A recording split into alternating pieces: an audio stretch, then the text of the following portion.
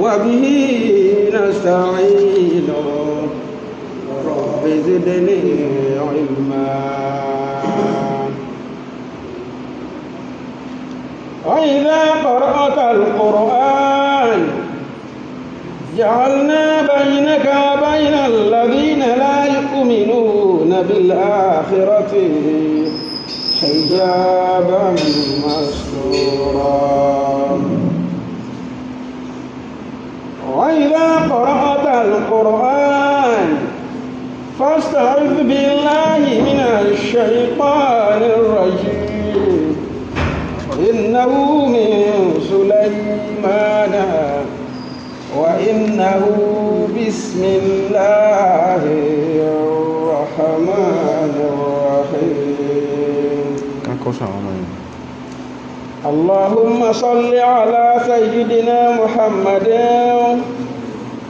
وعلى آل محمد وسلم. اللهم افتح لنا كتابك وسنة نبيك ظاهرا وباطنا وارزقنا العمل بهما بذاتك المقدسة يا رب زدني علما وفهما يا كاشف المشكلات ويا عالم الخفيات اكشف الحجب عن وجوهنا في هذا المعنى حتى نطلع على حقيقة هذه المسائل وحفظنا عن الخطأ والضلال وأنت الموفق لكل شيء وأنت علام الغيوب. اللهم إني أشهد أن هذا كتابك المنزل من عندك على رسولك محمد بن عبد الله وكلامك الناطق على لسان نبيك جعلته هاديا منك إلى خلقك وحبلا متصلا فيما بينك وبين عبادك. اللهم إني نظرت كتابك فاجعل اللهم نظري فيه عبادة وقراءتي فيه فكرا وفكري فيه اعتبارا واجعلني ممن اتعظ ببيان مواعظك فيه واجتنب معاصيك ولا تطبع عند قراءتي على سمعي ولا تجعل على بصري غشاوة ولا تجعل قراءتي قراءة لا تدبر فيها بل اجعلني أتدبر آياته وأحكامه آخذا بشرائع دينك ولا تجعل نظري فيه غفلة ولا قراءتي هدرا إنك أنت الرؤوف الرحيم. واعتصموا بحبل الله جميعا ولا تفرقوا واذكروا نعمة الله عليكم إذ كنتم أعداء فألف بين قلوبكم فأصبحتم بنعمته إخوانا وكنتم على شفا حفرة من النار فأنقذكم منها كذلك يبين الله لكم آياته لعلكم تهتدون. ولتكن منكم أمة يدعون إلى الخير ويأمرون بالمعروف وينهون عن المنكر وأولئك هم المفلحون. وإذا قرئ القرآن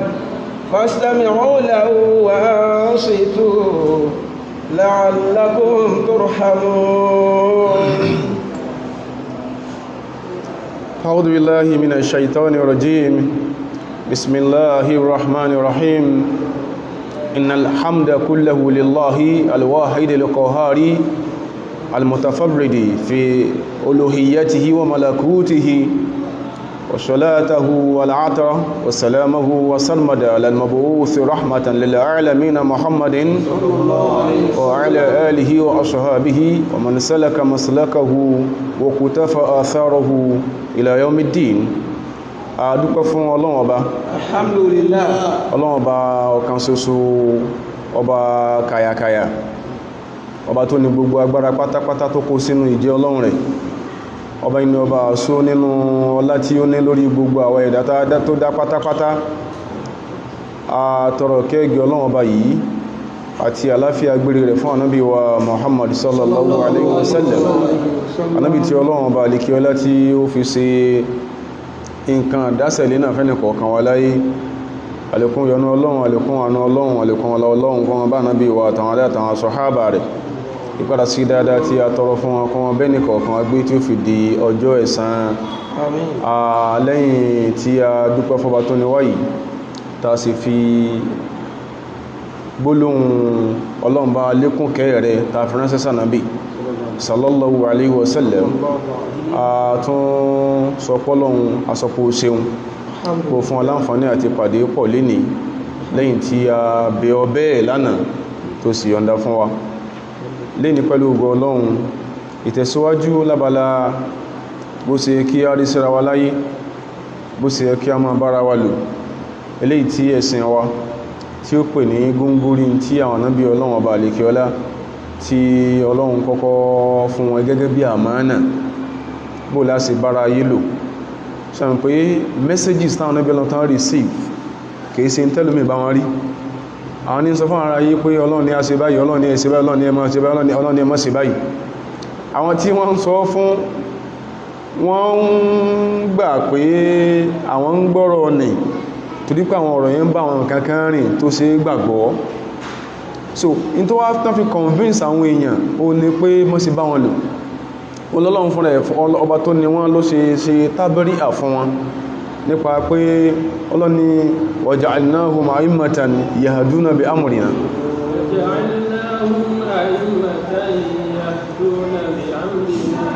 Ọba tó ní a sọ pé waja'alnahum a'immatan yahduna bi amrina. A sì àwọn Ànábì Ọlọ́run ní àwọn aṣíwájú yahduna bi amrina. Wọ́n jú àwọn ará ayé, wọ́n jú wọn wí ọ̀nà pẹ̀lú àṣẹ àwọn Ọlọ́run. Wa awhayna ilayhim fi'lal khayrati. Àwọn eléyìí tí gẹ́bà àwọn afọ́ní tafasir mọ́sẹ̀ máa ń sọ wọ́n ni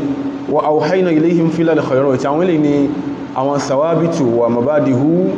al-akhlaqiyat bó láṣẹ wúwà. Ọlọ́run kọ́kọ́ jí yà wọn nábì tó rán sára ayé. Nígbà tíyàn tó ti wà well implanted into the psyches of people unto whom they had been deployed. Ìgbà tíyàn tí ayé wọn tó ti jókòó ẹwà máa fọ̀rọ̀ ọ̀run kún. So bá sí wà ìta zaka ẹfọ̀rọ̀ kún yọ zaka kún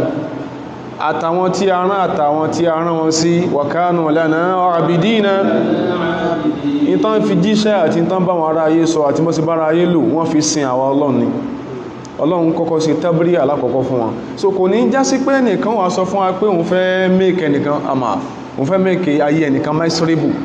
òun fẹ́ make ẹnìkan uncomfortable kó a máa lo ìtọ́ka sí pé torí kan náà bí kan náà sí kí ni ó ṣe bẹ́ẹ̀ ẹnìkan lè ní excuse.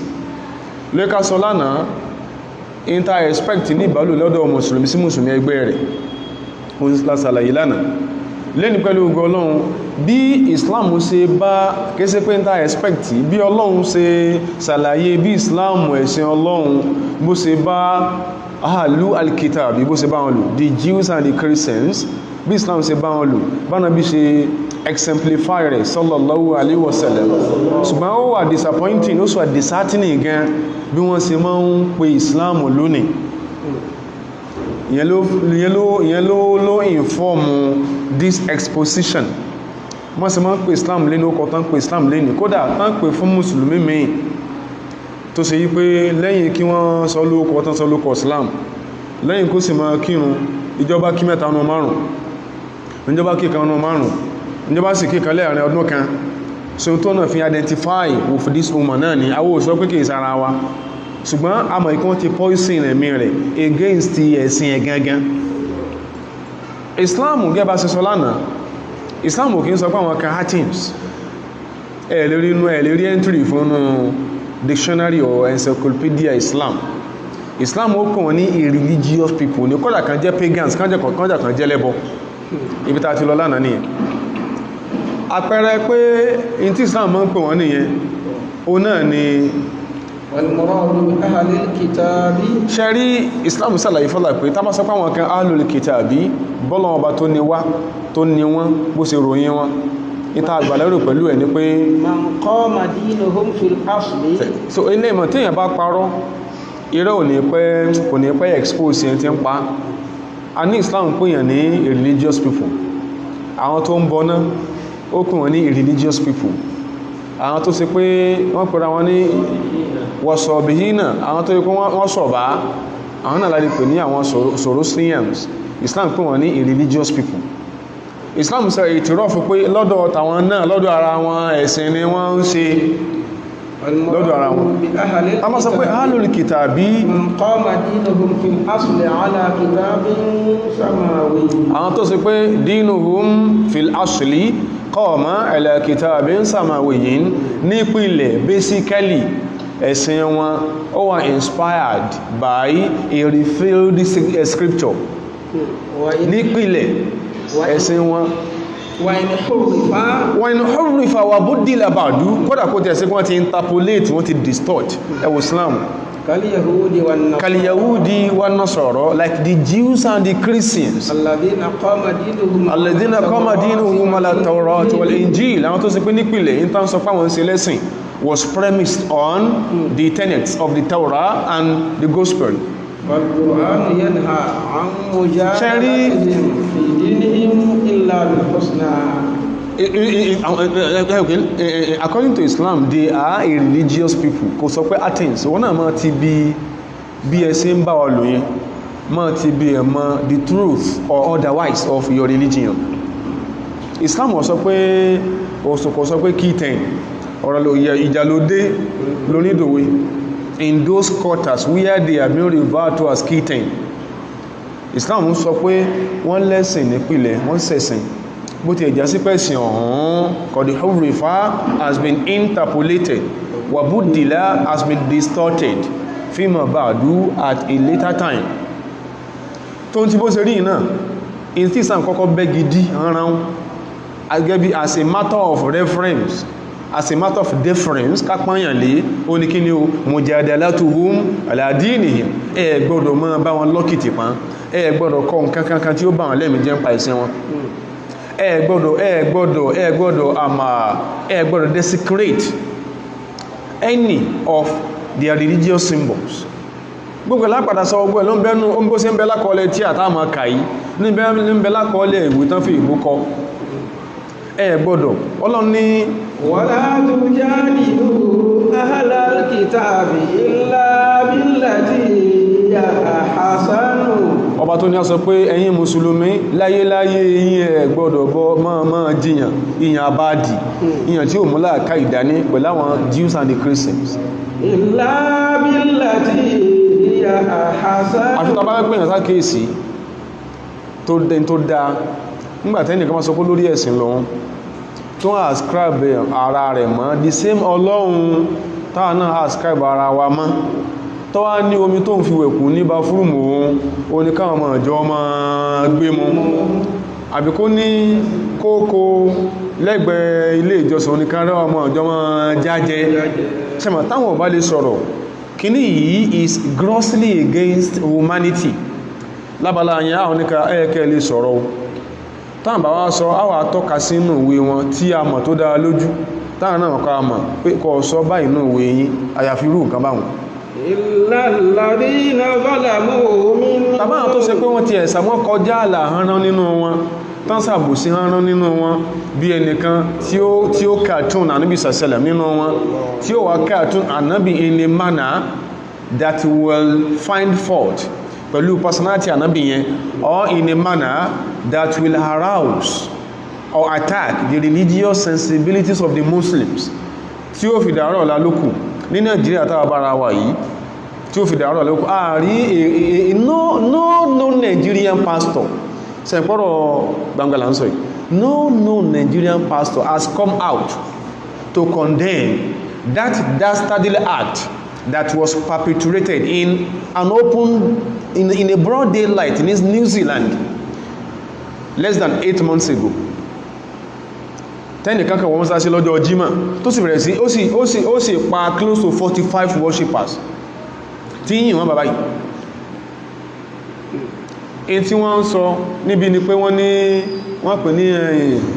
an unknown assailant ṣẹ́tìrí ilẹ̀ lẹ́dínà zalamu àfọn tó bá sàbòsí ẹni tó bá sọ tó bú ànábì sàṣẹ́lẹ̀m gẹ́bí ètò ṣẹlẹ̀ ní ó ti tó bí ọjọ́ mẹ́rin ìsìn àbí ní Kaduna ẹlẹ́kùn torí Ọlọ́run ó yẹ kí moral fiber ó yẹ kó máa pè àsákìyèsí lẹ́ẹ̀kọ̀ọ̀kan tó bá tẹ̀ já sí pé like some philosophers would say, Thomas Aquinas ó ló ń gbà wípé ìwọ ẹran ń bẹ lára ẹlòmíì ó ní grace does not take away nature, it will only perfect it. Ó yẹ kí n tán pè grace tó ló receive yẹn lódodo, grace tó ló gbà tẹ́lòmí ọgbà ó yẹ kó tún ẹranko ara rẹ̀ sí. Wọ́n gbà náà bí sẹ̀sẹ̀lẹ̀ ìwọ wọ́n sọ pé ó sì dé church in Sunday ó máa sọ̀rọ̀ Ọlọ́run wọ́n tí ọmọlé ni. Ọjọ́ tí Dan Brown tó stage Da Vinci Code as a drama tó bẹ̀rẹ̀ sí ṣe tó ń ṣe ní most cinema houses in the West, tẹ́nìkan kò sọ̀rọ̀. Nígbà tó dé the Islamic countries in terms of lọ síwádìí ẹ̀dàdà, don't just get mad over Islam. Ìgbà tó dé Islamic countries gbogbo àwọn àfáà ló sì fàtọ́ agbẹ́ ká má jẹ́ kó stage drama yìí torí pé the personality he was attacking was that of Jesus Christ alayhi salatu wa salam. Ẹnìkan wọ́n gbọ́ àná bí ó pa níbi terrorist àwọn ẹran kan nínú wa ní Nàìjíríà, àwọn ẹran especially àwọn kan tán jẹ́ religious zealot among the Yoruba Christians. Ṣé Muhammadu yìí ò lè gbìjà rẹ̀ ní ọmọ gagan o èyàn tó wá ní freedom of speech ṣe tó má bú ọmọ rẹ̀ owó kàkún freedom of speech. Tẹ́lẹ̀ kan bá pè yẹ́ ọlọ́mọ alè lójú rẹ̀ tó ní ká dá fún bàbá rẹ̀ tó ní bàbá rẹ̀ ó ṣòfò, ó sọ pé freedom of speech. In ti irú nǹkan báyẹn ibẹ̀lẹ̀ tí Mùsùlùmí ló jẹ́ ká máa sọ tán sọ at least I could remember nígbà incident I think 2017 Charlie Hebdo ní France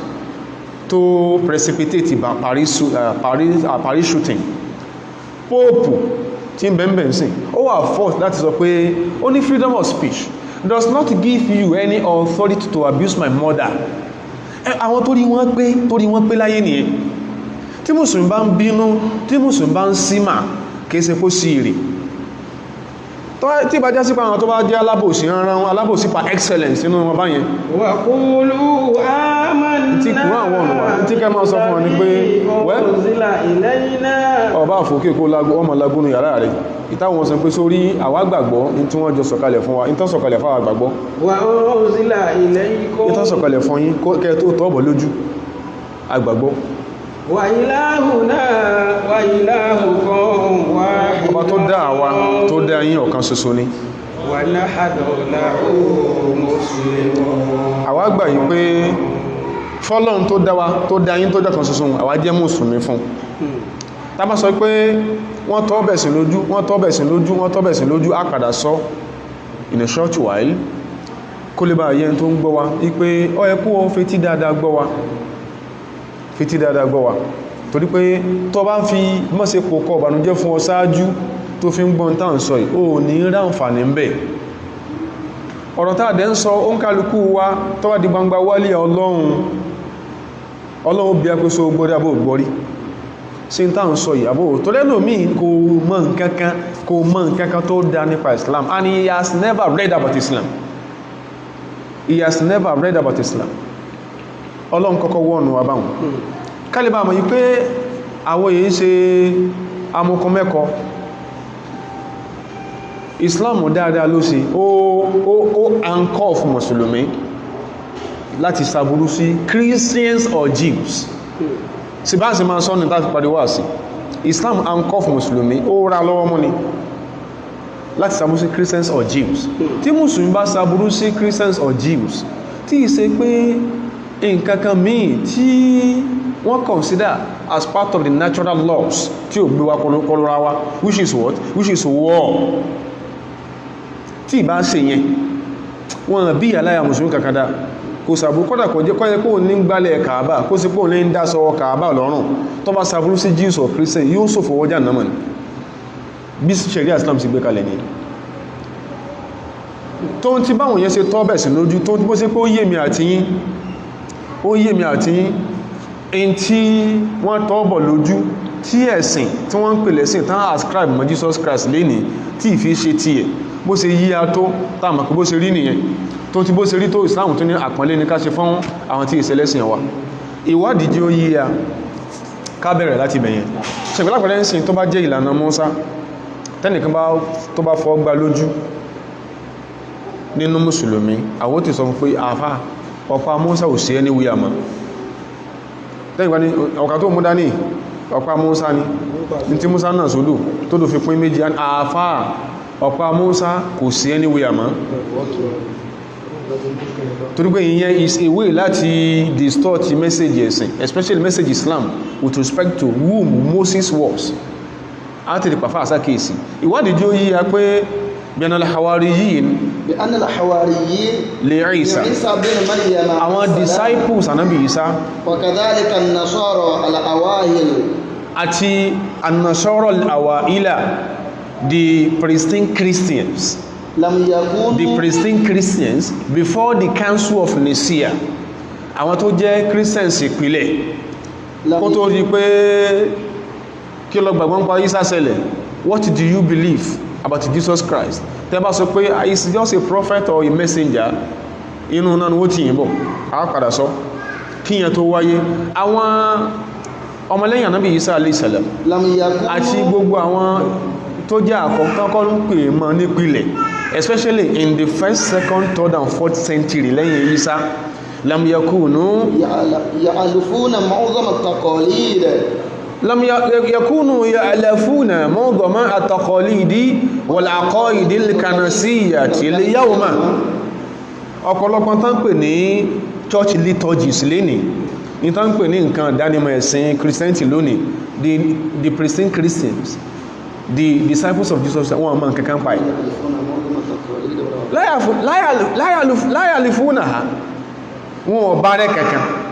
hauyalafuna wọn bá rẹ̀ kankan مما يجعل النصرانية نتيجة التفكير القوم بعيدين ìyẹn ló jẹ́ ká lè sọ yí pé مما يجعل النصرانية نتيجة تفكير قوم بعيدين من حقيقة تعليم وإرشادات Isa alayhi salatu wa salam ilé ló jẹ́ ká pé àwọn tán pè ní contemporary Christianity yẹn lè fẹ́ jánà mọ́kọ̀ lẹ́nu ọ̀rọ̀ ló kú mú rò wá lẹ́kọ̀ọ́ tó ń pè contemporary Christianity lénìí gẹ́bí Islam ṣe ṣàlàyé àti ojú tí Islam dáadáa tí Islam ṣe sí láyé lórí pé àwọn tán pè ní nǹkan ẹ̀dẹ̀ nǹkan àdánimọ̀ ẹ̀sìn lónìí ìròrí àwọn èèyàn kan tí wọ́n jìnnà sí mẹ́sẹ̀jì Jesus Christ ni ìkan bẹ̀ abala interpolation kálíbà àwọn tó ń ti interpolation yẹn náà àti distortion yẹn náà Islam ṣàtúnṣe dáadáa náà ni akaba kan bẹ̀ ni one popular basis for Trinity in the contemporary Christianity wọ́n náà lè sí àkótì 1 John chapter 5 verse 7 1 John chapter 5 verse 7 wọ́n dàbí kíkan náà àfá aláàdì ọlọ́mọjà olórí burúkú mọ́jà mọ́fò sọ inú bí ẹran kíkan náà àfá aláàdì wá sọ pé àdís náà fi sọ pé ànábì sàṣẹ́lẹ̀ ó kọ́ rí sí fún wáyé àkọ́kọ́ látọ̀dọ̀ jìbí kan sọ àdís yẹn mọ̀ọ́dú ní sẹ́yìn pé òfò dénú ọlọ́mọjò fún yóò sí aláyé wàhálà dénú ìtọ́ wá jẹ́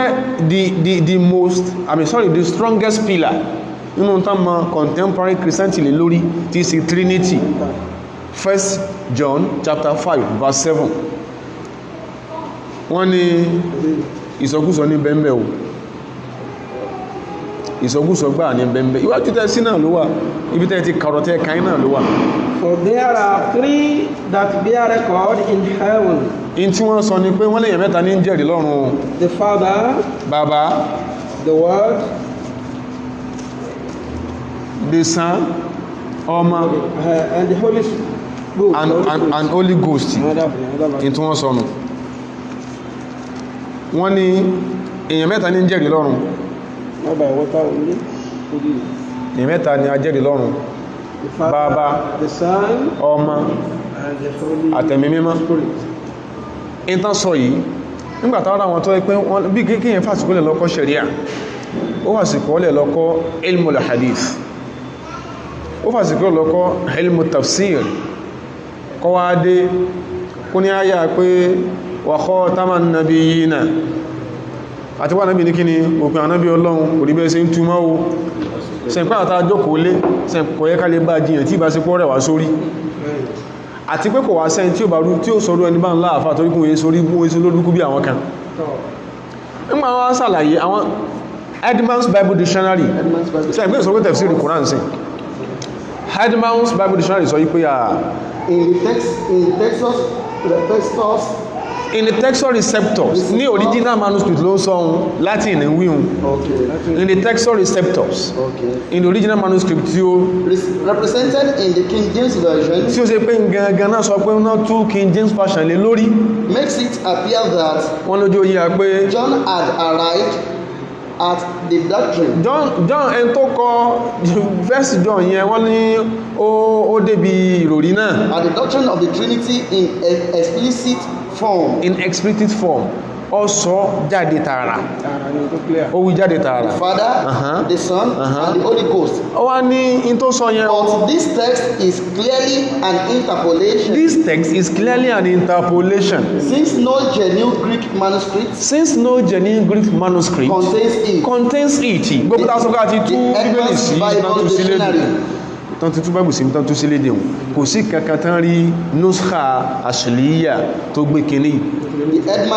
Edmonds Bible Dictionary ló sọ page 1020 tó ń tí bó ṣe rí náà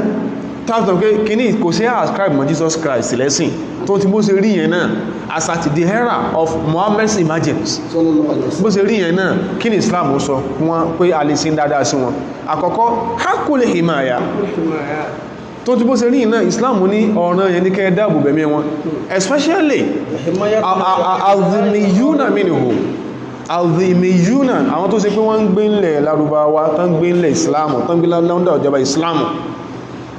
ẹ̀mí wọn gbọ́dọ̀ tọwọ́ yín bọ́ الحماية من الاعتداء الخارجي lábálá hakul himaya yìí ó ní alhimaya min al-i'tida'i al-khariji ẹ gbọ́dọ̀ dáàbòbò wọn from external invasion. أما الحماية من الاعتداء الخارجي فيجب له ọ̀nà yẹn ni pé mùsùlùmí ń gbé ní Kuwait Christians ń gbé ní Kuwait Christians ń gbé ní Saudi Arabia Jews ń gbé ní Medina Jews wọ́n ń gbé ní Morocco Jews wọ́n ń gbé ní Bahrain Jews ń gbé ní Oman Jews Christian ń gbé ní Brunei àwọn tá a sọ wọ̀nyí ọ̀nà yẹn ní kí ẹ̀mí wọn nǹkan kò gbọdọ̀ sí wọn lẹ́mí. يجب على الإمام حفظ أهل الذمة. President ìlú yẹn ni o àbí mufti ìlú yẹn ni o ọ̀nà yẹn ni kó dáàbò bo the Jews and the Christians tán gbé under his close watch. ومنع من يؤذيهم. ẹ má sì fẹ́ sí èrè nù mùsùlùmí tó lòun fàbúrú ṣe wọn president ò gbọdọ̀ gbà fún. وفك أسرهم. kódà yẹn tán bá mú lẹ́rú nù wọn àbáwọn kan lọ jí wọn gbénu wọn ọ̀nà yẹn ni kí olórí mùsùlùmí yẹn kọ́ wá wọn kan o. ẹ má rò pé wọ́n fàbúrú ṣe wọ́n bí kíyàn lọ́mọ dọ́gbọ́n jẹ wọ́n yà ń kọ̀rọ̀ tí president Muslim bá gbá mú kọ́dà kó sọ pé ò ní al-mufti akibaru nílùú Islam yóò jìyà ní Islam lam yakunu bidari harbin tí ìbá já sí pé ogun ṣẹlẹ̀ sí a bal kanu bidarina tẹ́ pé ọ̀dọ̀ wa náà ń gbé the Jews and the Christians walau kanu munfaridina bibala kọ́dà kó sí pé ńgbà tán gbé Mákà lápẹ̀rẹ̀ ń sìn wọ́n wá one big city ní Mákà níbẹ̀ náà lọ kóra wọn jọ sí tán gbé bẹ̀ nǹkan kan gbọdọ̀ sí wọn láburú Islam sọ nǹkan kan gbọdọ̀ sí wọn láburú ومن المواقف التطبيقية ṣẹ́rí ìtàṣọ olèmí ò sọ pé ó ń sọ at the theoretical level ló ti ń sọ theory ló ń sọ ó ní kò ní praxis wá gbọ́ praxis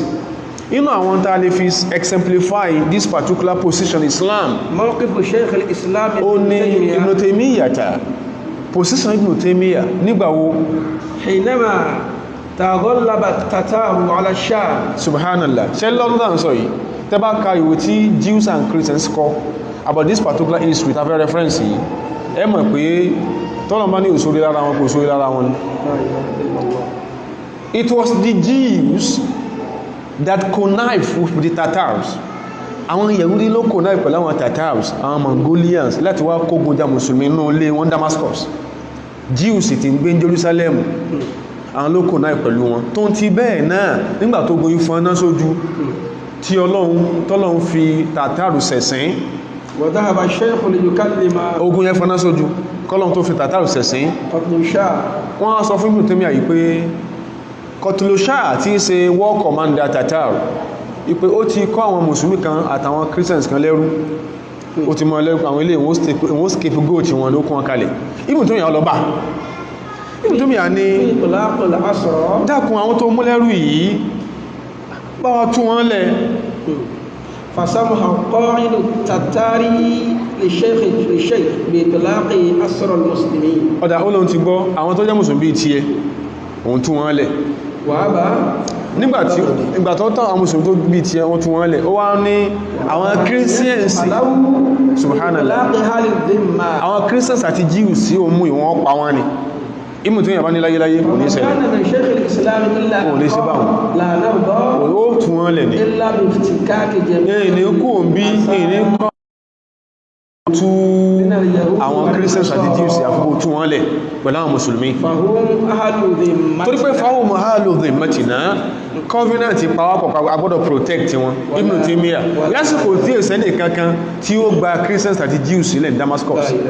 ولا ندع أسيرا a sì ní fi wọ́n lẹ̀ لا من a ní fi wọ́n lẹ̀ àsírà ní fi ẹntán múlẹ́rú kan lẹ̀ prisoner of war kan lẹ̀ لا من أهل الذمة yálà nínú àwọn Jews and Christians yìí ولا من أهل الملة. àbí nínú àwọn tó jẹ́lẹ́sìn wa فلما رأى àfikà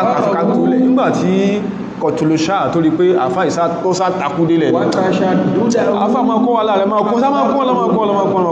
kọ́ lọ example kan lélẹ̀ الله شيخ الإسلام Sheikhul Islam Ibn Taymiyyah exemplified this ní Damascus yẹn náà ní Damascus tó ti pé lè ní whenever a Muslim Palestinian is shot dead lónìí Nigerian Christians are in jubilation ní Damascus yẹn Jerusalem Damascus tẹ́ẹ̀fì kó ń bẹ̀ lọ sí ọ̀nà Palestinian whenever a Muslim Palestinian is shot dead lónìí yálà ní Gaza Strip ní o àbí ní Nasoriya ní o àbí ní Tel Aviv ní o Nigerian Christians are in jubilation wọ́n jubilate ní ara rú ẹ̀ lárí Nigeria tí Al-Imam Imam Abdullahi Musa ní Jos ní àfin báyàbí late last year or báyàbí mid last year náà ni nígbàtí wàhálà kan ṣẹlẹ̀ ní Jos 302 Christians ló kó sínú mọ́sálásí rẹ̀ tó ní wọ́n lie down kọ́mọ̀ jáde o pé tán bá ibóòdé wọ́n pa wọ́n ní 302 Christians Nigerian Christians bàbá yẹn fi mọ́sálásí ẹ̀ safe ní Jos no Christian pastor commended that imam lórí tó ṣe ní Nigeria mi gbogbo tó ń bẹ́ẹ̀lẹ̀ táǹkà yìí ẹlòmí yóò lè ti fẹ́ gbaná mú bígbà tí yẹn bá expose ìtàn ṣe tí ó dá نعم الحماية من الظلم الداخلي. ṣẹ́rí ogun ọgbọ́dọ̀ jà wọn lákàtà wa láti ìta example ẹniyẹn ẹwù dáadáa Islam bákanáà alhimayatu min al-zulmi ad-dakhili ẹnìkan ò gbọ́dọ̀ ṣàbòsí wọn nínú ilé wa tán gbé ẹnìkan gbọ́dọ̀ ṣàbòsí wọn فهو أمر يوجبه الإسلام. Islam ó sọ́dọ̀ ọ̀ràn yẹn ni ويشدد في وجوبه. the first professor of neurology in Africa ọmọ Nigeria bí ni ọmọ Iléṣà bẹ́ẹ̀ bàbá yìí the first professor of neurology in Nigeria in Africa rather ọmọ Nigeria ní ọmọ Iléṣà ni bàbá yẹn spent 30 years in Saudi Arabia 30 years ó ní ẹnìkan kan ò ná pamphlet pé accept Islam sóhun rí 30 years orúkọ wáyé ó wẹ̀ lédè mi ni mo ṣe sáwọn tó mọ̀mọ̀ ẹnìkan kò ná pamphlet pé accept Islam ibi tí wọ́n ti ọyẹ wọn lọ wù ọ lárò ní ó rí ẹlẹ́yà tó fi nǹkan bójúbó wọ́n tó ná pamphlet sí ẹwù bí Islam ṣe rí ní ẹwù 30 years Saudi Arabia and yàtọ̀ sí bàbá yẹn lónìí táwọn sọ̀rọ̀ lọ́wọ́ lọ́bí tílẹ̀ mọ́dé yìí there are several Christian medical doctors Saudi Arabia tí wọ́n lè sọ fún ọ láyé pẹ́nìkan àrá àsà wọn yaqulu rasulu sallallahu anábì wa sallallahu anábì tiwa tí wọ́n ń bú yẹn anábì wa tí wọ́n ti kọ̀wé fún ọ wèrè kan ló kọ ilé yìí who is this Allah wèrè kan ló kọ irú ẹ̀ pọ̀ dáadáa ìkanlá kan lọ́wọ́ jáde wèrè kan ló kọ tó mú dání tí wọ́n ń pín fúnra wọn in tó lè set Nigeria ablaze ká ní pé gbogbo àwọn tí ń ta kárọ̀tì tí ń ta obì tọ́ ọmọ yẹn lọ́kà tọ́mọ tí ń bẹ̀m̀bẹ̀ tó lè set Nigeria ablaze in tó mọ́ ń sọ̀dọ̀ ní pé most muslims ní copy who is this Allah lọ́wọ́ lórí o a ti ká gan ni o a kàkà rejoinder ni o so lẹ́gbẹ̀ẹ́ pé ńgbà tó ń sọ fún àyàpá àwọn ni fanatics àwọn terrorists our la first set Nigeria ablaze what about something like this and several other ones that are still in secret circulation kílẹ̀fẹ́ sọ ń pa yẹn anábì wa ló sọ fún wa pé wọ́n bí mùsùlùmí dá man zalama mu'ahadan anábì ní ẹmbásàbò sí a Christian or a Jew aw intaqasahu haqqan àbó lọ láìsẹ́ kan bọ̀ lọ́hùn tí ò ní kankan gẹ́ bí ọ̀pọ̀lọpọ̀ Christian professors and doctors ṣe máa ń ṣe sọ́mọ mùsùlùmí ìgbogbo ilé wọ́n yìí tẹ́ túnfà ajá àmọ́dúnúgbó o lè trace address wá lọ́pọ̀lọpọ̀ ní àkùrù mẹ́mbà ó tó bí 4 years ago 4 or 5 years ago ní UN bẹ́ẹ̀ náà àárọ̀ ọjọ́ léyá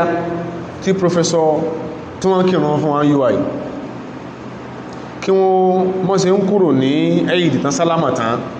láwọn ọmọ kan àwọn tán sẹ́bọ̀ ọmọ kan náà sẹ́ dé tòrò tó kọ́ lọ pé Jesus is lọ́nà mọ́sálásí UI ní UI ẹ̀yìn náà ẹ̀wò that was year 2010 bàbá kọ́ sálámà tán kán bọ́ta láwọn ọmọ ọ̀rọ̀ ọ̀hún bí tó lè bọ̀ sún wọ́n wá fún bóde wọ́n wá pamphlet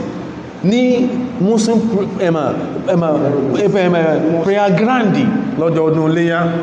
wọ́n wá pamphlet ìgbà tán ṣèwádìí it was a silly professor I'm not sorry for saying this torí pé tán bá kìtì kan bá tí náà bá jó níbàdàbá yẹn the Muslims have begun ni wọ́n sọ it was one silly professor in our old age ló dìplọ́ àwọn ọmọ ẹ̀ out tó lọ wá pamphlet tó wá já sí pé ọ̀dọ̀ kò gbèrègbè náà ti lọ ha wà lọ́wọ́ aṣẹlẹ̀ ètò wọ́n padà sọ ní pé those Muslims are not tolerant ẹ̀yìn náà fi sínú làákàí ìjó níbi tí Ìbàdàn dé dúró láti era of Ìbàdàn dominance látọdún yẹn tí mi àti ẹmọ̀ náà tàn tí ìdásìkò yìí ìjó olóògbé pé mú àwọn mùsùlùmí kan àwọn ha pamphlet lẹ́nu ọ̀nà chọ́ọ̀chì kan ẹwọ́dá tí Islam sọ àwọn ìtakọ́sọ̀wò akọ́n àbí gẹ́gbọ́pọ̀lọpọ̀ ṣe máa ń ṣe tí ẹ pé ọmọ mùsùlùmí ni ó kóró ọmọ mùsùlùmí ni ó dà láàmú subhanallah ní òdí àkílò yóò mọ́ jẹ́ nǹkan rẹ̀ ọ̀dá ọ̀gá rẹ̀ dà láàmú fìtínà rẹ̀ ó sọ pé yìí sí ọmọ kékeré ọdẹ lọ́kọ́rùn bó síjọ́ òun kàfẹ́ jẹ́ wọn fẹ́ kó ní kárí ọba ní o in tó mọ̀ sọ ni pé yóò wà ọlọ́run nílé ọkùnrin lé wá bá ọ ọlọ́run pààrọ̀ rẹ̀ torí ò dá ọlọ́run mọ̀ pé ò dá ṣùgbọ́n nǹkan wàhálà kan táwọn kan tó bí ọkọ̀ fẹ́ jẹ́ wọ́n ṣòfò láyé tí wọ́n ṣe ló ń jẹ́ kó máa jí oró ayé gbé ọ̀dá ìtàn fojú àfáàfẹ́ lè ní stroke ó fẹ́ lè ní hypertension lórí pé kọ project sọ kò rí nǹkan kan complain pa project kọ kàn sáyẹ̀nsì kọ́ lọ sọ̀mí tó wá sọ di wàhálà ó ní ó dẹ̀ gẹ̀ sókò tó dẹ̀ fẹ́nu gbọ́nlẹ̀ kí ni problem rẹ̀ anábì ní ẹmbá lọ fi tipátipá tí ó gba ìwọ̀ Christian Jew alájà máa gbọ́ àfá mufasiru mufti máa gbọ́ tó bá lọ gba wọ Christian tó pálẹ́kùn ọ̀sán gan àbọ̀ lọ́nà ní tí agbára rẹ̀ ọ̀ká èèyàn gidi ẹrù bẹ̀rù mi wà jọ́sìn náà wọn ni ọdún tán bá pè lọ́jọ́ ọdún tán pè lọ́jọ́ ọjọ́ ọlídé má fi síyè síbẹ̀ mọ́ fi sí èsì bẹ́ẹ̀ wọ́n láwọn yẹn lọ fún wọn lọ lé fọ́lódé oní pé you don't in my course no vacation no holiday sí wọ́n lọ́ọ̀kọ̀ kàwé ọ̀hún náà iná ilẹ̀ lómi ìsẹ́fẹ́ retire into stroke and paralysis má fi exam má fi test sọjọ́ ntọ́mọ̀ pé kí ni ọjọ́ holiday ẹlẹ́mí ó dààmú àwọn ọmọ yẹn ẹ bá lọ ṣerú ẹ̀ fún Christian àwọn akọ̀dà mí ní ṣe án àbó lọ ọgbà nǹkan lọ́wọ́ Christian tínú rẹ̀ òdùn sí anábi ní èmi Muhammadu sọ́sẹ̀lẹ̀ hajjíjù ní rojọ́ parú mùsùlùmí bẹ́ẹ̀ níwájú Ọlọ́run mùsùlùmí ò ní rọ́nà lọ́wájú Ọlọ́run táwọn sọ yìí ẹgẹ́ tí sí wọn a ní ìpè ní mọ̀fún mọ̀ ọláfẹ́rọ́ mọ̀fún mọ̀ wá fákọ̀ lélẹ̀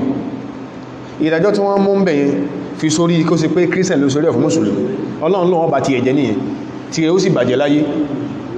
ويروى عنه صلى الله عليه Ànábì sọ yẹn fún wa sàṣẹ́lẹ̀ ẹwọ bá Ànábì à ń kọ́ fún wa ọ̀gá mùsùlùmí tailoring ló ń ṣe àbí iṣẹ́ vulcanizing ni ó ń ṣe tán fọmọ tó jẹ́ Christian sí ọlọ́dọ̀kọ̀ wá kọ́sẹ́ wọ́n sọ pé tó pé kò mọ́ bọ́ọ̀lá sàrátù ò ní fọwọ́ sẹ́hàn o tó bá fọwọ́ sẹ́hàn iṣẹ́ tó ọmọ lónìí ò ní padà mọ́ lọ́la o bó o sì mọ́ Ọlọ́run ní fàdù baríkà sí ètò wọn tánà bí sọ fún àníyàn àwọn jí tó jẹ́ Jews Christians Islam ò ní afárá ní wọ́n ìlànkà yẹn ويروى عنه kódà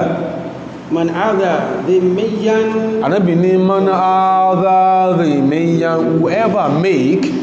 the life of a Christian miserable whoever makes the life of a Jew miserable as a Muslim فأنا خصمه فأنا خصمه èmi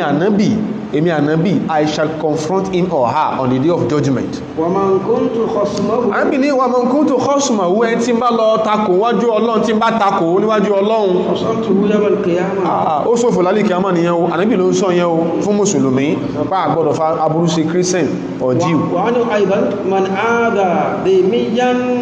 ànábì wá sọ tó pọ̀ torí ọ̀nà tó pọ̀ tá ń lọ ní فقد أذاني ومن أذاني فقد أذى torí ọ̀nà tó pọ̀ tá ń lọ ní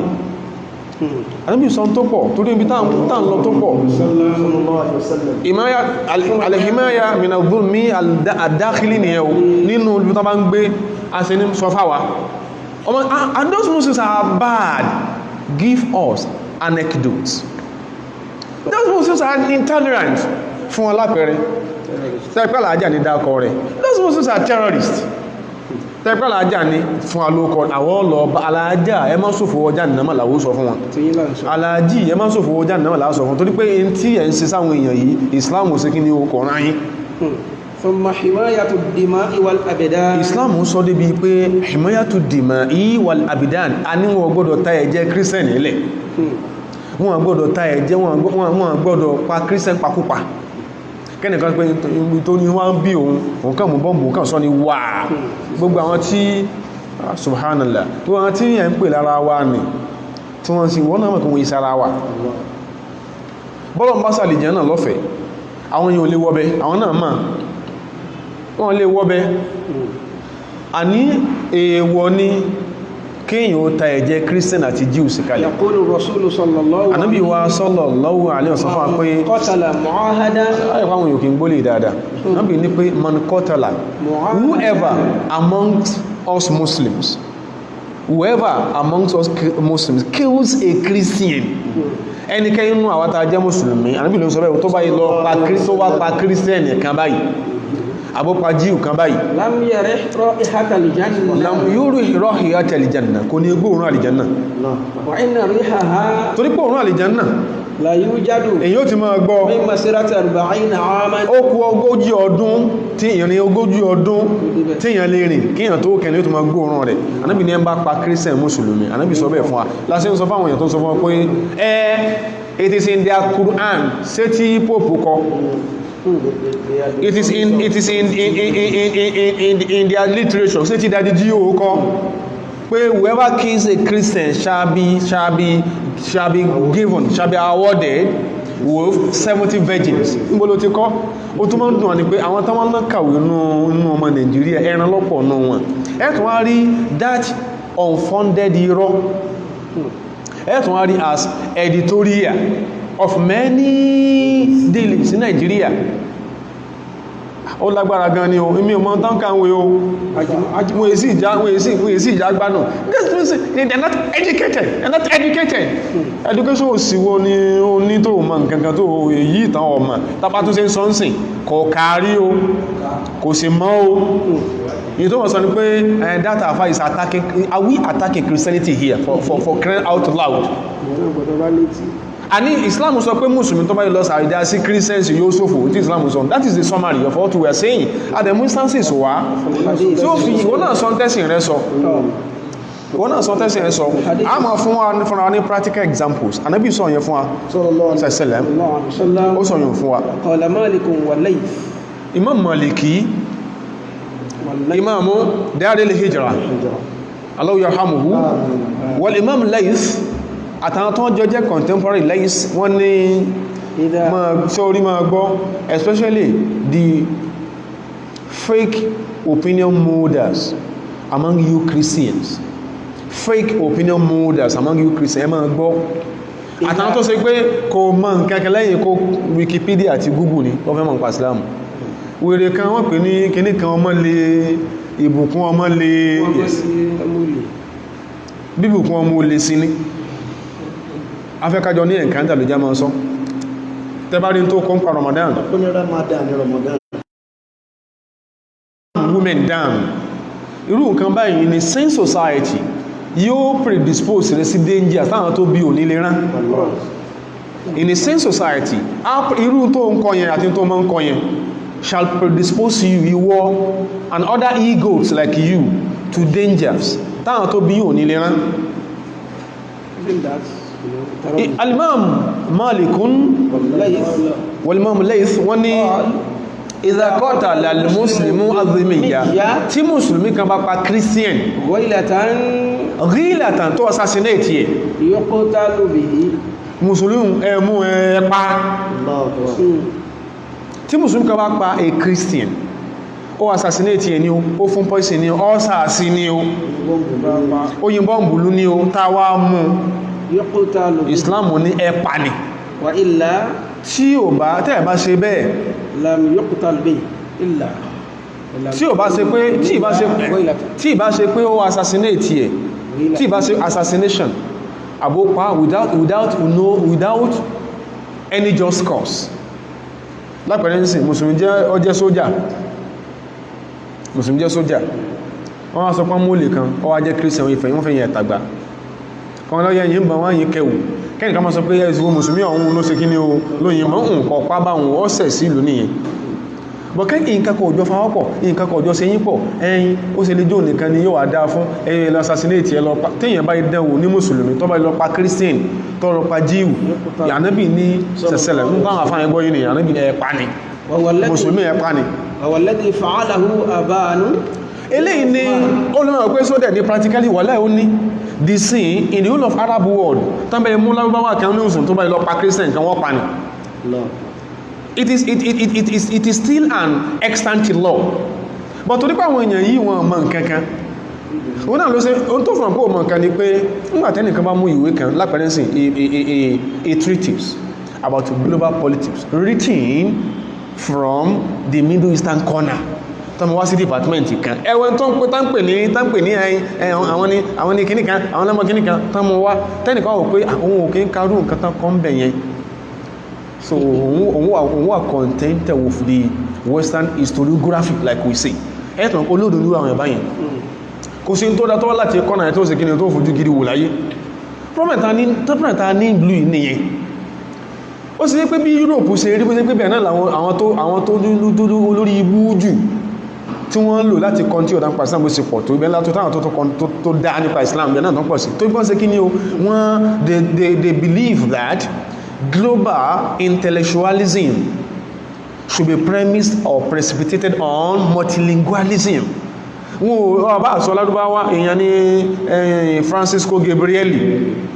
ọba àṣọ kò ká wọn ó fẹ́ fi augmenti tó mọ̀ ní lọ́dọ̀ tí wọn kọ́kọ́ lárúbáwá sọ́ di mùsùlùmí kò ìgbègán ló fi mọ́ tó fẹ́ ẹlẹ́mí tí wà tí ìgbà sí Wikipedia kọ mọ́ kẹ́kẹ́ gbóhun tó kọ́ pa Islam láyé Wikipedia Google ni tàbí táwọn irú àwọn ọ̀nà báyìí bá kọ ibi làwọn náà sì ti rí wọ́n rí lọ́dọ̀ àwọn Ashaist Orientalist ní táwọn kọ tako Islam bí Dr. Zegas àtàwọn wèrè bí tí ẹ̀ bẹ̀ ni ó ti máa mú ní àwọn ní you see àsí ìfáwà tí ń bá wí ẹ̀pọ̀dà ló bí tí ẹ̀ ló pè wá ó ní you see your religion ètí bí orí Montgomery Watt ti ẹ̀ pé díẹ̀ to an extent orí ẹ̀ ti ẹ̀ pé díẹ̀ àwọn ẹ̀kan bẹ́nu wọn tẹ́gbẹ́ ìkọkú kọ̀tán wà kọ̀lá àwọn ilé mọ́síká fẹ́yìn láti fi sọ̀rọ̀ against Islam sọ Imamu Laysi sọ pé Aban bin Usman ṣe pé bí Madinati Rasul sab'a al-fuqaha al-mashhurin ẹn bá kàtà dáadáa àwọn kan mọ́kù ní al-fuqaha sab'a ní Madina ìkannú wọn ni Aban bin Usman hina kana amiran ala nígbà tó jẹ́ àmìrù Madinatu Rasul nílùú tánà bí sẹ́kí ní o tó ti lo dáúlà wa qatala rajulun muslimun ọkùnrin kan musulmi kan ó sì pa jíù kan ọpa kí ni Aban sí ọkùnrin musulmi assassinate jíù kan Aban ní ẹpa wòrí ara rẹ̀ yóò bá Madina jẹ fún wa Aban ẹ lọ pa ni láti pa ومروي أن عليا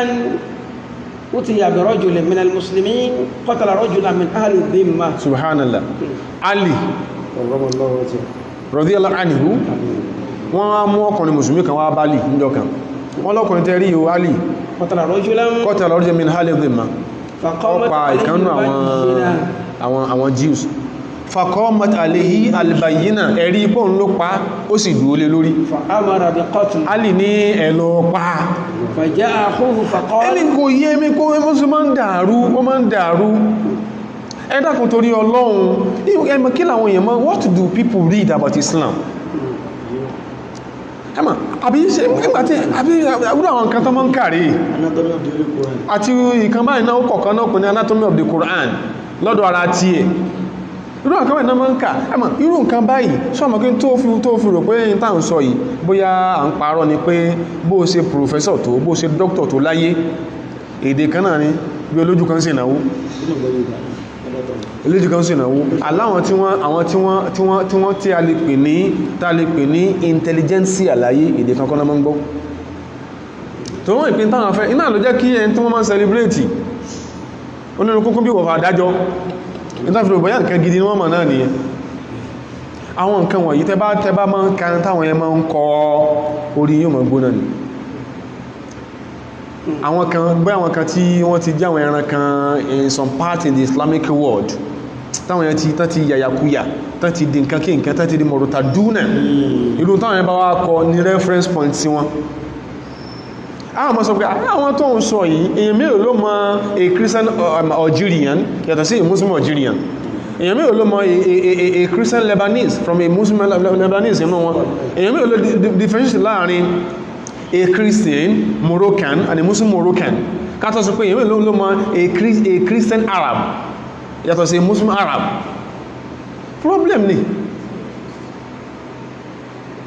problem ni alì ní ẹlọ́pàá فجاء أخوه ẹlọ́pàá ni فجاء أخوه in tí Islam sọ ni إن قد عفوت in tí Islam sọ imayatul amwal àní tí wọ́n bá ń Islam ṣe nílùú tí Islam ń darí tí Jews and Christians gbébẹ̀ kò sí tó prevent Jews and Christians from kíni o from owning property wọ́n lówó wọ́n níyí wọ́n ní fàílẹ̀ ìkaná ẹnìkan kò ní sọ fún pé ọya ìmá lọ ní sọ bẹ́ẹ̀ gbogbo táwọn sọ bẹ́ẹ̀ láyé ibi tí Christian bá ń gbé nù lú mùsùlùmí ẹ bá lọ jí owó Christian máa gbá o tó ní pé ṣebí Christian ni Islam sọ pé tí mùsùlùmí bá jí owó Christian or Jew under an Islamic government ẹ gé owó mùsùlùmí ó lè ní mọ̀nùgọ́sọ́bàwú ẹ ń bá confiscate àbí ó hijack property Christian ní mùsùlùmí ọ̀zírọ̀ ẹjẹ́ ìyà وأعيد المال إلى owó tó صاحبه. jí yẹn òun ìdá ìlà sọ̀hìbì yìí ẹ̀dá padà sọ́dọ̀ christian tó lówó ومن استدان من ذمه ẹ bá yáwó lọ́wọ́ christian or Jew under an Islamic government فعليه أن يقضي دينه. ọ christian wá sínwó lọ́wọ́ rẹ̀ yóò sínwó rẹ̀ ó sínwó rẹ̀ sọ pé kàdà fún ọ ayé onílẹ̀gbé ó tó ń sínwó lọ́wọ́ ó gbọ́ musulman bí dákọ́ sọ bẹ́ẹ̀ tó bá yẹ sọ bẹ́ẹ̀ فإن مضله وهو غني حبسه الحاكم. náà فإن مضله وهو غني حبسه الحاكم حتى يؤدي ما عليه. tí mùsùlùmí tó yáwó lọ́wọ́ christian tí ò fẹ́ san fáyín mọ́ tọ́lá wú tó bá lọ tó ló lọ́tọ́ ní ìní san fún ọ ìwọ owó bàkìdábí lásán lásán yìí wọ́wọ́ ní ìyún tó sì lówó àti san gbèsè àbáṣà wúwà láàkímù ẹn bá jẹ́ olórí ìlú pé mùsùlùmí ò lè ní ẹtì mọ́lé حتى يؤدي ما عليه. títí ó fi san owó christian tó yá شأنه في ذلك شأن المسلم ولا فرق. sẹ́rí in tí a fi bá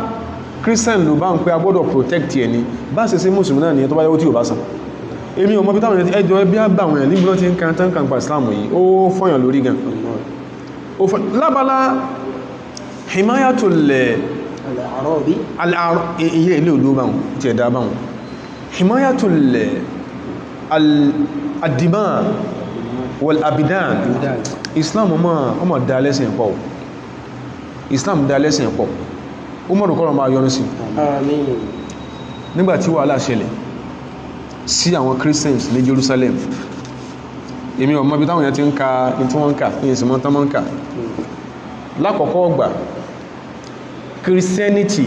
in the Middle Eastern region Christians in the Middle Eastern region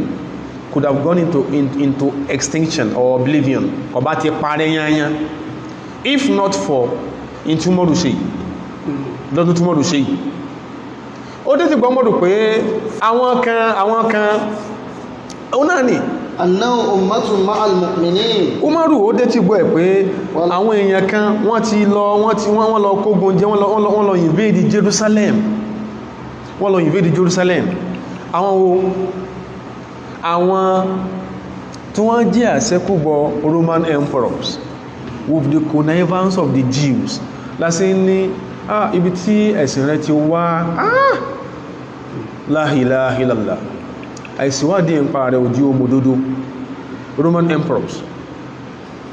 ìjọ tí wọ́n kógun jà tán kógun wọ́n invade Jerusalem yàtọ̀ sáwọn tó ti ṣẹlẹ̀ nóòtàn tí Islam tẹ́wọ́gbà Jews during the Akkadian dynasty ní Babylon ní Mesopotamia almost 600 years kan tó bá nàbí Ìsá táwọn Akkadian emperors tán kó Jews wọ́n kó wọ́n lẹ̀ wọ́n sọ wọ́n náà dáhán sí yàn Jews ẹnibò náà sáwá wọ́n sáwá sí Yemen wọ́n sáwá sí Hijaz nígbà tó tún di I think before the end of the first century of the Christian era tí Roman emperor Titus ó tún jẹ Jews ní Jerusalem wọ́n tún wọ́n sáwá sí Madina Islam ní ṣe kí ni o ní jẹ́ asylum wọn tán wá ti wọ wàhálà Islam tí wọ́n sọ fún wọn tó ṣe ń sọ́hun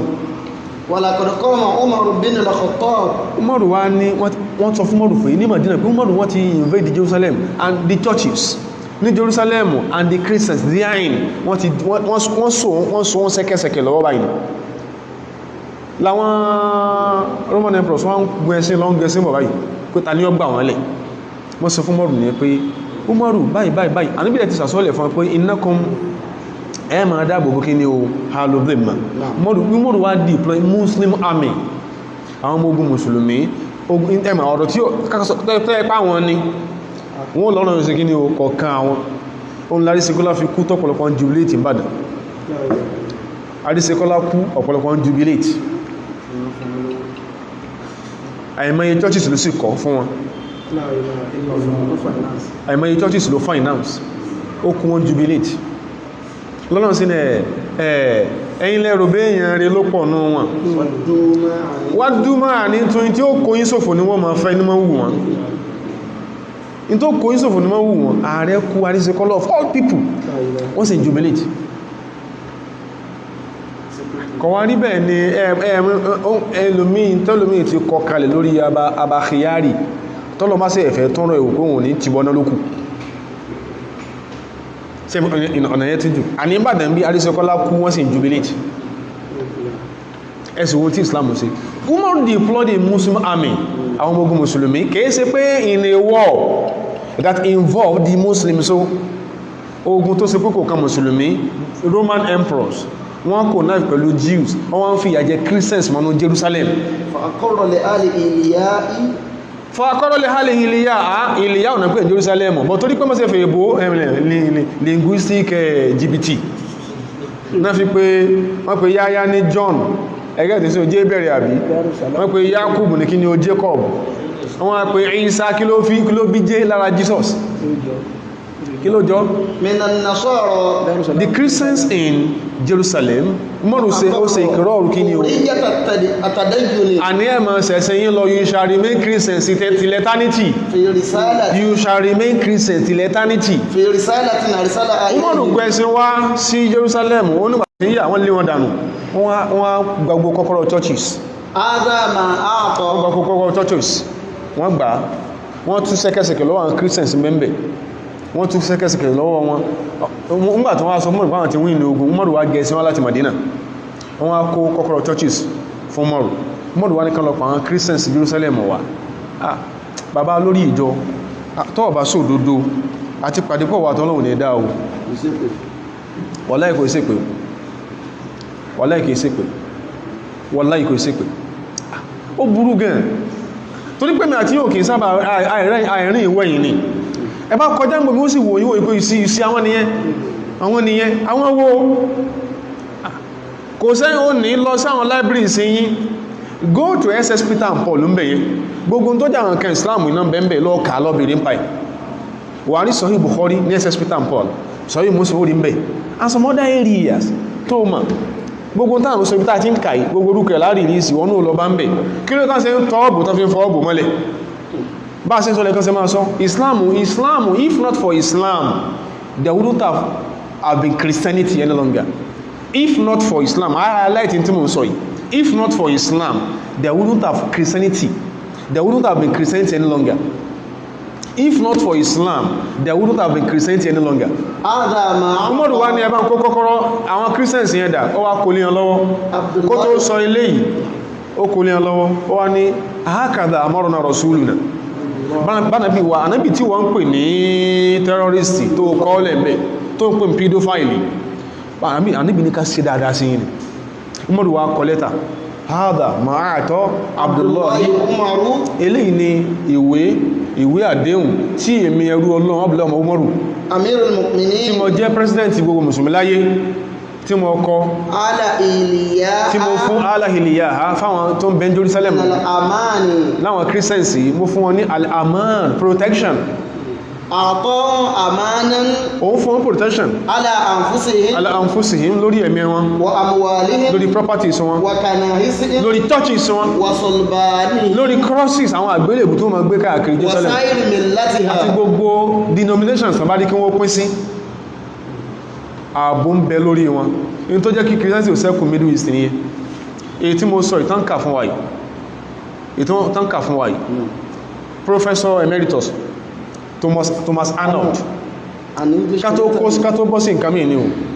Arnold ní we never heard a report àwọn ò tí ìkàrí of any planned attempt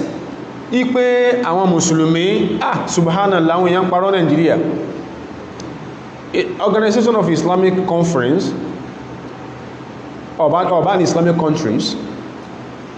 the first edition the kọ́kọ́ ní conference tán ṣe conference in 1987 Nigeria they ní Nigerian Christians ma reference wọ́n fẹ́ Islamize Nigeria they ní ẹmọ́yí compendiums lèyàn ti kà èyàn dẹ̀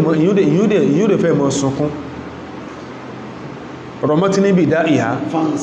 àìsàn tí ń ṣe ó parọ́ ẹ̀mí mi in tó ń fẹ́ ṣe tọ́lọ̀wọ̀ ọgbà fún ó sì parọ́ ẹ̀mí mi. we never heard a report Professor Thomas Arnold ó kọ ìwé yóò pè ní an invitation to Islam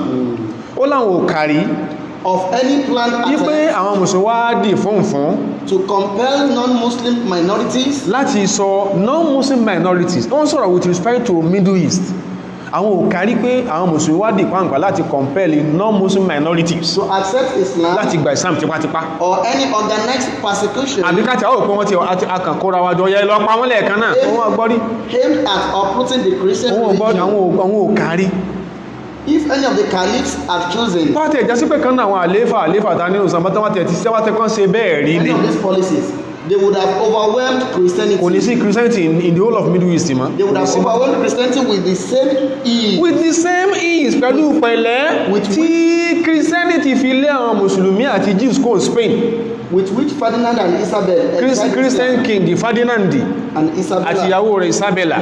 ẹ̀ẹ́dẹ̀dẹ̀rẹ̀ ká sọ pé and Columbus discovered America so ọmọ tó jẹ́ orin ìrìn àjò Christopher Columbus ti torí pé òun fẹ́ discover America ìrìn àjò Ferdinand àti ìyàwó ẹ̀ ló ránṣẹ́ àwọn ọ̀fẹ́ ní ìkankan ṣe pẹ̀lú Islamic world mọ́ àwọn fẹ́ bypass Morocco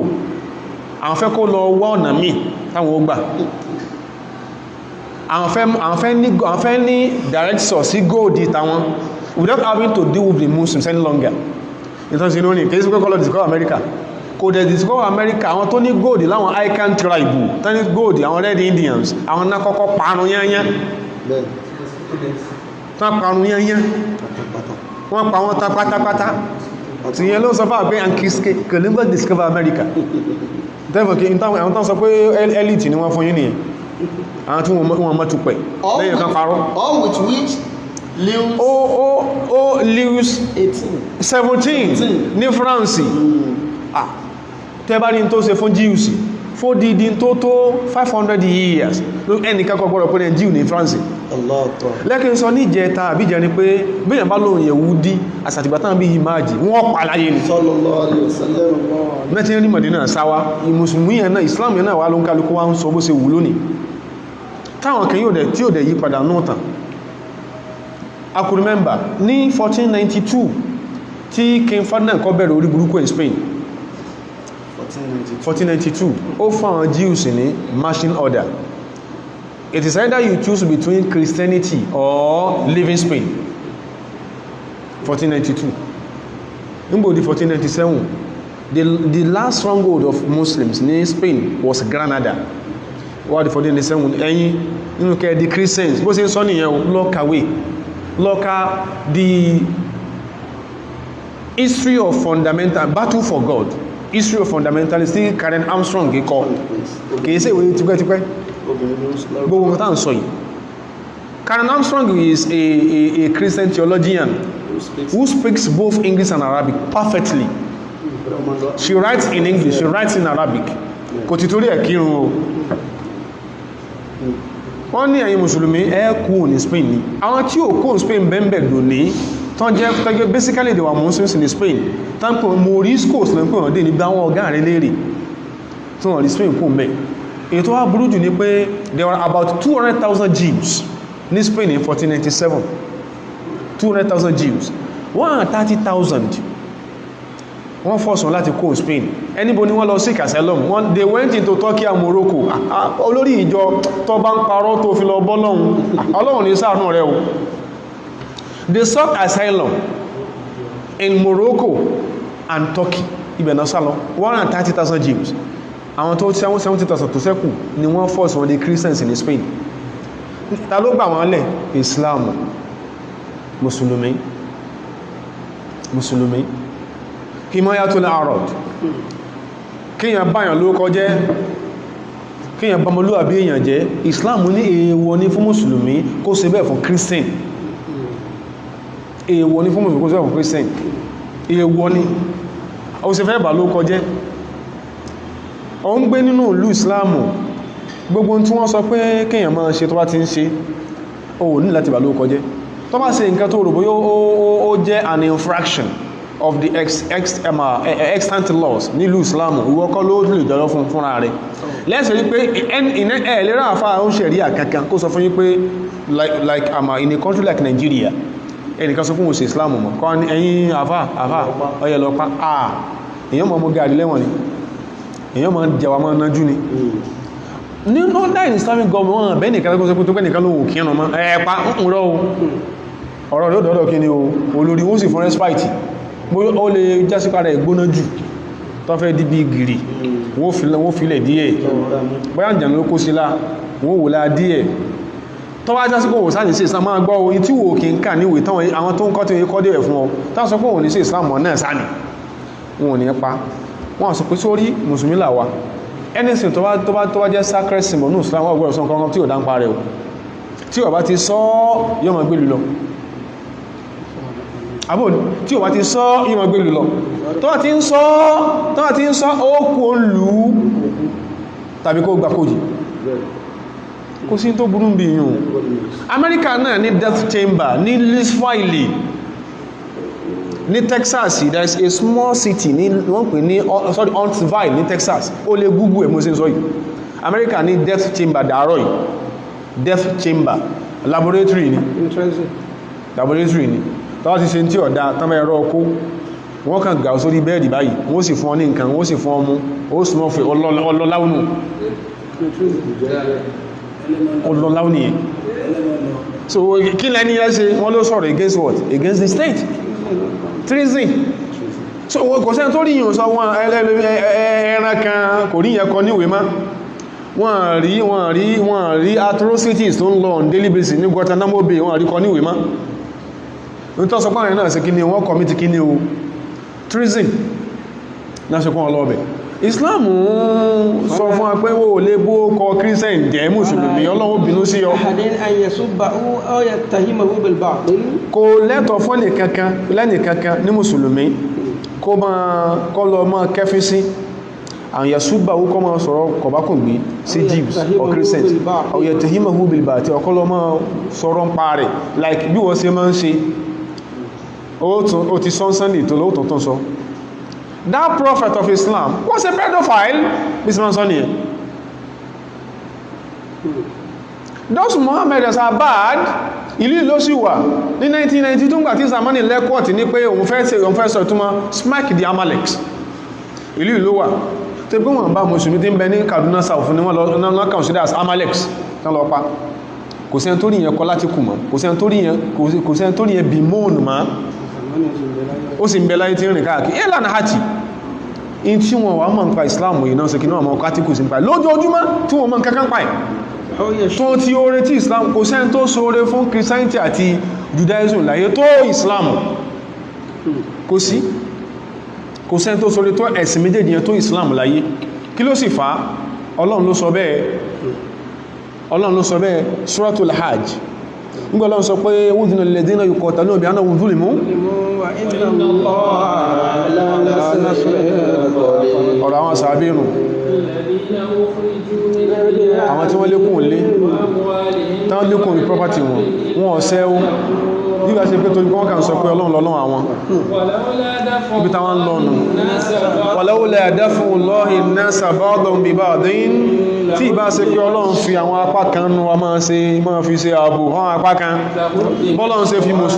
mùsùlùmí àti Islam in history tó fi ṣe defense fún Christianity and Judaism tí ìbá ṣe bẹ́ẹ̀ ni lahudi mati sọ̀wà míwù gbogbo monastarisi tẹ́yìn ń bá ní Sham ní Damascus Lebanon Jordan Jerusalem Syria Urdun gbogbo tẹ́ ń bá láwọn ilé ìjọsìn ńlá báyìí ní Cairo wallahi gbogbo churches Cairo tí ń bẹ́ẹ̀ dàárọ̀ yìí including àwọn close to 300 new churches ní Ben Cairo dáa lásìkò tí mùsùlùmí jẹ́ olórí láyé ni wọ́n kọ́ àwọn churches yẹn Ọlọ́run bá ti wá àwọn monasari sí ó ti wó wọn tán ilé ìjọsìn Christians wó ti wó tán ibi tí àwọn Christian pastor tán pè ní vestries tí táwọn àṣùgbọ́n táwọn lọ submit tíkẹ́ẹ̀tì forgiveness ibi táwọn jókòó sí ẹwọ́ lọ́n ṣe kọ́ àwọn kan ẹlé wọn bá ti wó tán kọ́dà wọn bá ti wó mọ́sálásí tán ẹwọ bọ́lọ́n ṣe sọ Ọlọ́run fi àwọn tó kọsẹ̀lẹ̀ síwájú ó pò tí ẹ̀ síwájú mùsùlùmí ní forí lakú fún Christianity mùsùlùmí forí lakú for the retention of Christianity and Judaism Ọlọ́run ní wala yansuranna Allahu man yansuruhu olórí ìjọ bàbá páàdì ọlọ́run ó kún lọ́wọ́ láyé ọ̀rọ̀ rò ní dàrú tó bá ràn òdodo lọ́wọ́ alágbára lọ́lọ́run ẹni kò sí lè mú ó gbọ́dọ̀ sọ pé orí nàṣàrà dàrú يقول الفقيه الأصولي المالكي afáwa Shihabuddin al-Qarafi inú tí a tó pè ní al-Furuq إن ẹn sọ pé ẹn gbà tó wá kéwú ní ìsìn sí yóò fi kéwú sí sẹkítẹ́ríàtì ní ìyá kó kí ó padà jẹ́ ọ́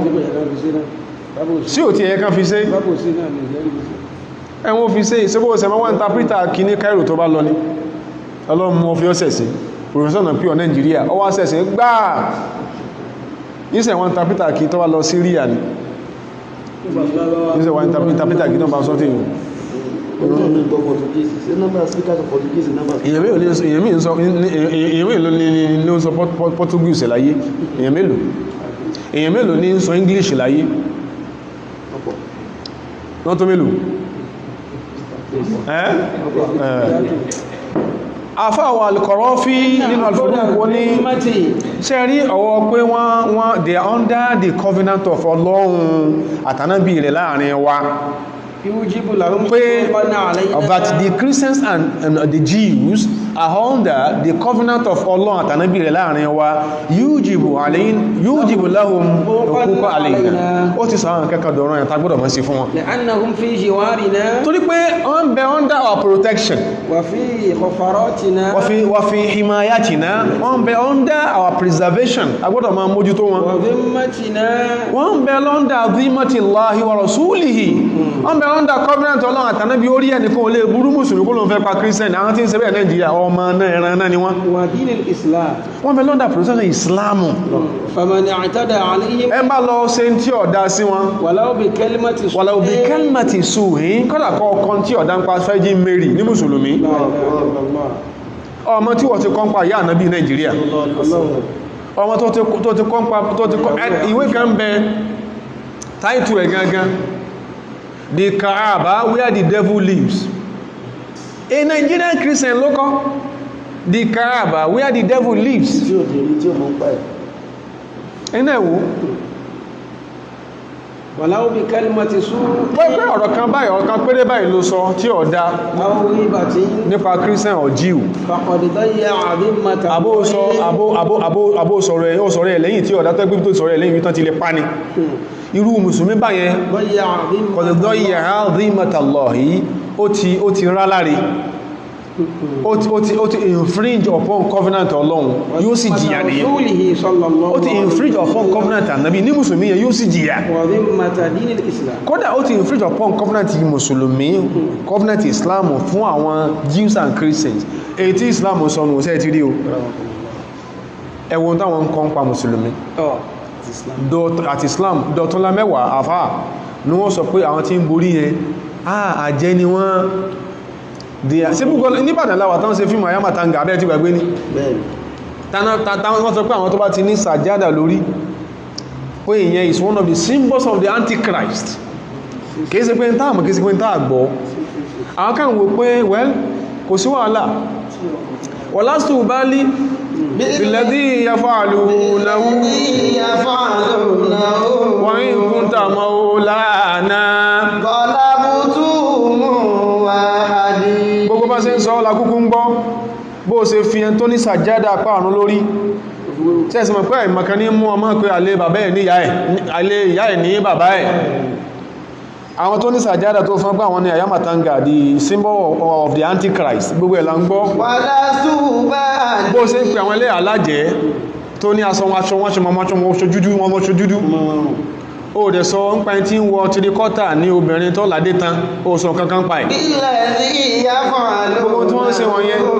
gbogbo tí wọ́n máa sọ tán lọ sí àwọn kan lọ ṣe meeting pé in the next election tí a ń lo dispensation lọ́wọ́lọ́wọ́ yìí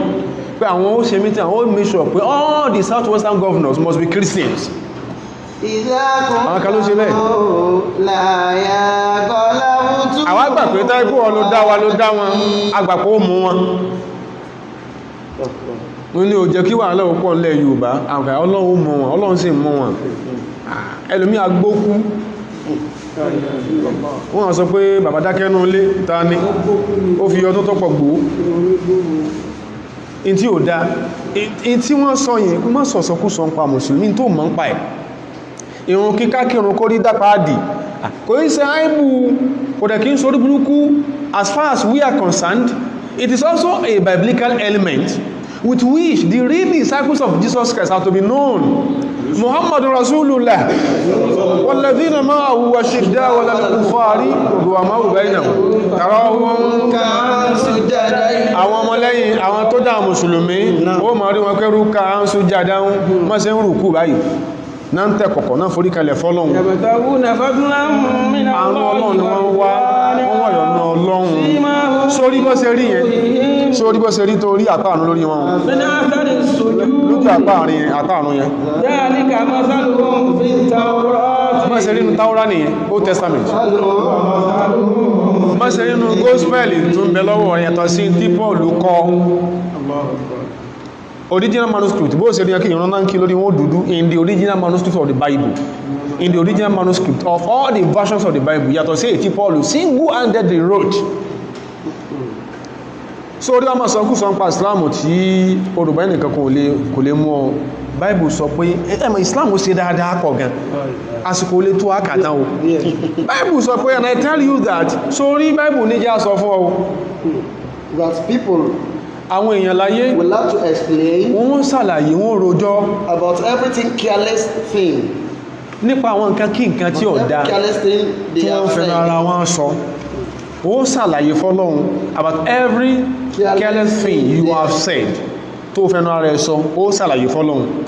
This will happen on the day of judgment. lálẹ́ kí a máa ò ní lọ́wájú ọlọ́run tó ìṣàlàyé tó fẹ́nu ara ẹ sọ The words you said, so dáwọn ọ̀rọ̀ tó sọ oní Muhammadu pedophile ni oní Muhammadu terrorist ni oní Muhammadu humanizer ni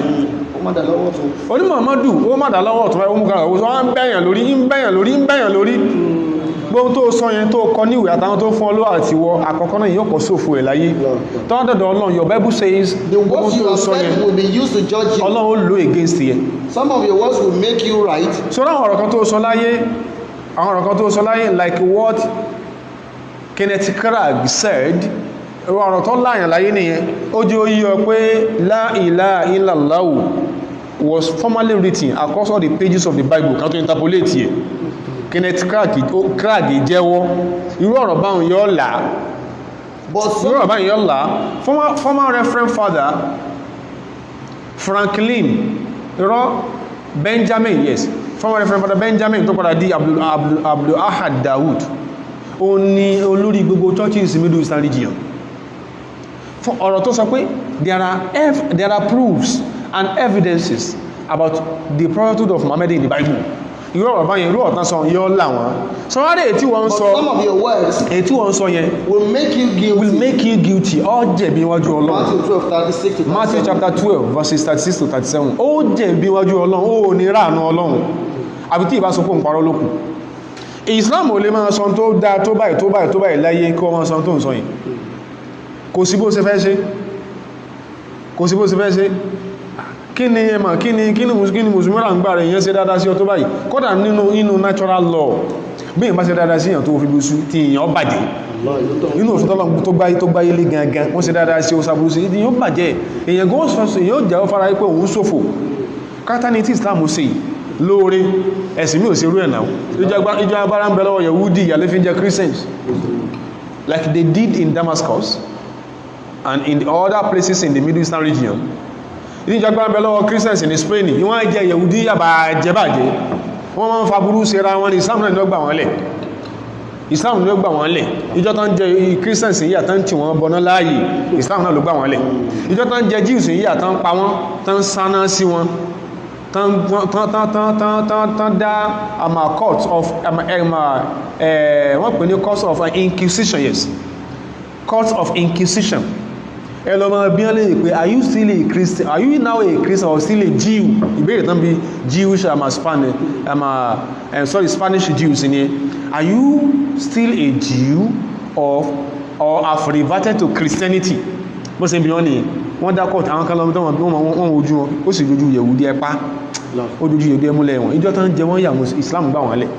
Islam wọ́n ní ṣe dáadáa báyẹn burú ìwé báyìí àtàwọn tí ń kọrú ẹ̀ ó pọ̀ láìmọye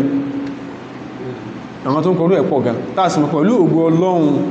àfitọ́lọ́run bá kádàrá kí ìmọ̀lẹ̀ ilé ọba lókù pọ́n wọn ní sófù kan tó kù láyé kò sí o wọ́n ṣe o tó gbé bó ṣe rí ìwé ó lè sáná sí Nàìjíríà bí ìwé ṣe rí ó lè sáná sí Nàìjíríà tí wọ́n náà ti kà ń bẹ́ tó wọ́n náà sì ti kà tó rúgbò tọ́ ni kọ́lọ́n kó dákun kó ṣàánú wa Islam ní a ṣe dáadáa ẹwọ́gbọ́n tó gbá mi ṣe ń kà dáadáa sí àwọn tí èsì ẹlẹ́sìn wa especially the Jews and the Christians láfi ní sọ ẹwọ́gbọ́n Islam ṣe ń kà ẹwọ́gbọ́n ṣe ń rí tọ́ka sí lórí ṣíṣe ọ̀hún adẹ fún practical examples tó sẹ́kù dè ní ẹnu wa gbà tí ìṣirọ́ the number of Christian doctors from Nigeria that are working in Saudi Arabia outnumbers their Muslim counterparts. The number of Christian doctors, Christian medical practitioners from Nigeria working in Saudi Arabia outnumbers their Muslim counterparts. Wọ́n náà ti wá pa ọ́, wọ́n náà ti gbé ìbàdí ọlọ́wọ́. Tẹbá sọ̀rọ̀ pé nǹkan báyìí ní Islam sọ wọ́n sọ ìtòkùsọ́kùsọ wọ́n sọ èyí tí Ọlọ́run tó kádàrá parí sọ lè nílé Ọlọ́run dákun jọ sí aláǹfààní jáàrí òdòdó jẹ́ alẹ́ tẹ̀lé jáàrí ọ́nírọ́ jẹ́ alẹ́ tẹ Mario Ọlọ́run ògbòrè Ọlọ́run lágbára rẹ̀ Ọlọ́run jẹ́ alẹ́ sáfún ní irọ́ máa ń dẹ̀lú mi lọ́rùn ní irọ́ yóò máa wà glittering sí ni irọ́ ní ọmọ láìkì irọ́ ní ọmọ dá lọ́rùn irọ́ ní ọmọ wù gbọ́ irọ́ ní ọmọ wù ká irọ́ ní ìṣẹ́bí kan lélẹ́yìn náà ìkan rẹ̀ àìmọye irú ẹ̀ tó pọ̀ gan I found Christ in the Quran. One Palestinian Arab. I met Jesus at Kaaba. Ànábì Ìsá wá sáájì ni àtàwọn orúkọ máa yẹn Ọlọ́run járí irọ́ ní irọ́ jálẹ̀ sáfún járó òdòdó lódò jálẹ̀ tẹ̀lé àpadà sí ibú tí mọ́ mú jà sí apá ajá tí mọ́ mú jà sí apá ẹlẹ́dẹ̀ mọ́jọ kẹni kọ̀ọ̀kan Ọlọ́run subhana rabbika rabbil izzati amma yasifun wa salamun ala al-mursalin walhamdulillahi rabbil alamin ya tayyibal asma'i ya man wallah wa man la yusamma dhalika al-isma illa